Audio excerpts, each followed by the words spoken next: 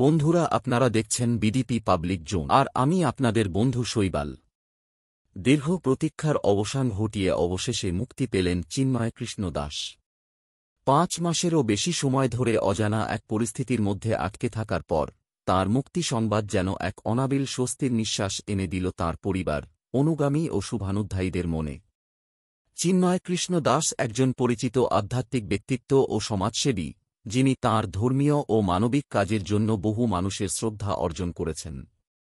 তাঁর আকস্মিক অন্তর্ধান ও পরে আটকে পড়ার খবর উদ্বেগ সৃষ্টি করেছিল দেশজুড়ে।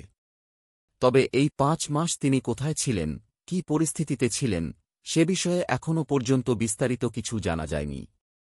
সংশ্লিষ্ট কর্তৃপক্ষের কাছ থেকে আনুষ্ঠানিক বিবৃতি এখনও আসেনি, তবে ঘনিষ্ঠ সূত্রে জানা গেছে, একাধিক আইনি জটিলতা ও প্রশাসনিক জিজ্ঞাসাবাদের পর অবশেষে মুক্তি সম্ভব হয়েছে। তাঁর মুক্তির খবরে দেশের নানা প্রান্ত থেকে শুভেচ্ছা ও অভিনন্দন বার্তা আসতে শুরু করেছে। অনেকেই সামাজিক মাধ্যমে তাঁর জন্য প্রার্থনার কথা শেয়ার করেছেন। চিন্ময়ের অনুগামীরা মনে করেন, এই কঠিন সময় তাঁর জীবনে এক নতুন অধ্যায় রচনা করবে এবং ভবিষ্যতে তিনি আগের থেকেও দৃঢ়চিত্তে মানব কল্যাণে নিজেকে নিয়োজিত করবেন। এই ঘটনার পরিপ্রেক্ষিতে সমাজে যে আলোড়ন সৃষ্টি হয়েছে, তা আমাদের মনে করিয়ে দেয় একজন আধ্যাত্মিক নেতার প্রতি মানুষের কতটা আবেগ ও আস্থা জড়িয়ে থাকে। এখন সকলের নজর থাকবে চিন্ময় কৃষ্ণ দাসের পরবর্তী পদক্ষেপ ও আনুষ্ঠানিক বিবৃতির দিকে। আমরা কামনা করি, তিনি যেন সুস্থভাবে ফিরে এসে আবারও তাঁর পথচলা শুরু করতে পারেন সমাজ ও মানুষের কল্যাণে। চিন্ময় কৃষ্ণ দাসকে বাংলাদেশ সরকারের নিরাপত্তা সংস্থা কর্তৃক বিনা পরোয়ানায় কোনো স্বচ্ছ অভিযোগ ছাড়াই আটক করা হয়েছিল।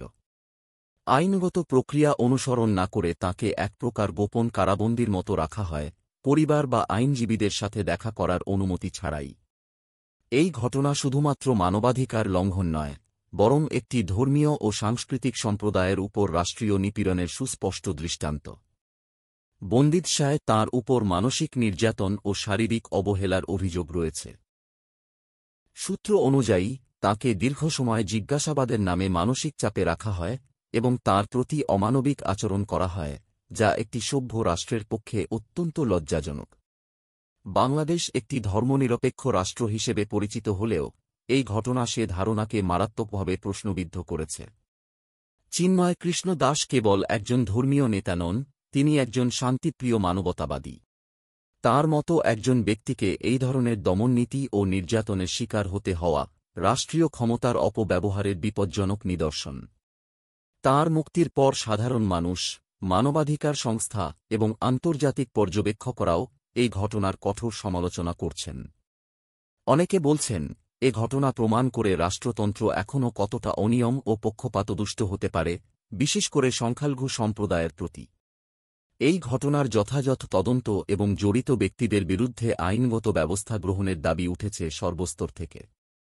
একই সাথে, ভবিষ্যতে আর কেউ যেন এই ধরনের নিপীড়নের শিকার না হন, সেজন্য একটি ন্যায়ভিত্তিক ও স্বচ্ছ রাষ্ট্রীয় নীতি প্রতিষ্ঠার আহ্বান জানানো হচ্ছে। আমরা আশা করি, চিন্ময় কৃষ্ণ দাস তাঁর সুস্থতা ফিরে পাবেন এবং এই কালো অধ্যায়ের পর তিনি আরও বলিষ্ঠভাবে সত্য, ন্যায় এবং মানবিকতার পক্ষে কথা বলবেন।